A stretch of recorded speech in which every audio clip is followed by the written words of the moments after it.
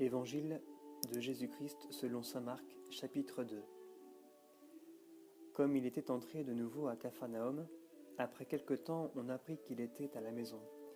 Et beaucoup se rassemblèrent en sorte qu'il n'y avait plus de place, même devant la porte, et il leur annonçait la parole.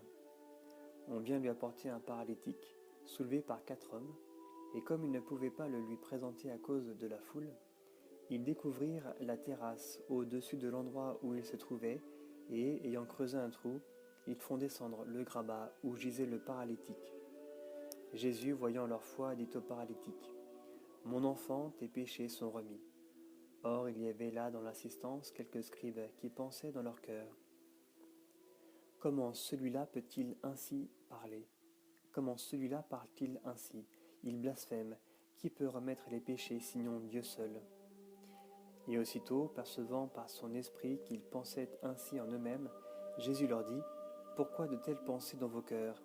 Quel est le plus facile, de dire au paralytique, « Tes péchés sont remis » ou de dire, « Lève-toi, prends ton grabat et marche » Eh bien, pour que vous sachiez que le Fils de l'homme a le pouvoir de remettre les péchés sur la terre, je te l'ordonne, dit-il au paralytique, « Lève-toi, prends ton grabat et va-t'en chez toi. » Il se leva et aussitôt, prenant son grabat, il sortit devant tout le monde, de sorte que tous étaient stupéfaits et glorifiaient Dieu en disant, « Jamais nous n'avons rien vu de pareil. »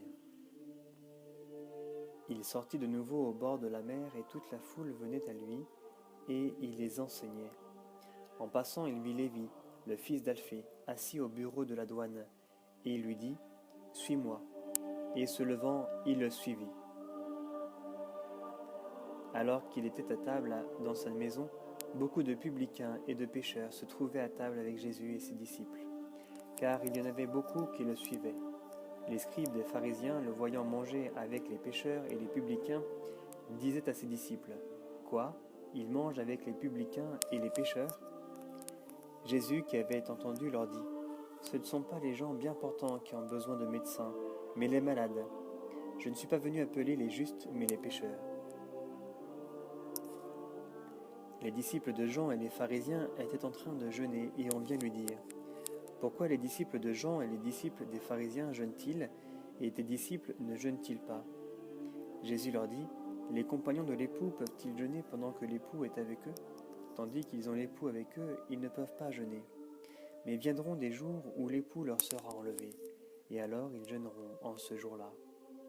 Personne ne coud une pièce de drap non foulée à un vieux vêtement. Autrement, la pièce neuve tire sur le vieux vêtement, et la déchirure s'aggrave.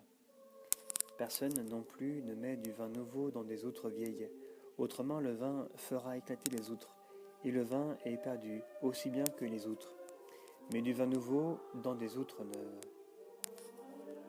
Et il advint qu'un jour de sabbat, il passait à travers les moissons, et ses disciples se mirent à se frayer un chemin en arrachant les épis.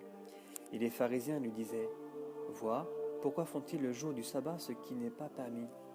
Il leur dit, « N'avez-vous jamais lu ce que fit David lorsqu'il fut dans le besoin et qu'il eut faim, lui et ses compagnons, comment il entra dans la demeure de Dieu au temps du grand prêtre Abiatar, et mangea les pains d'oblation qui n'est permis de manger qu'aux prêtres, et en donna aussi à ses compagnons.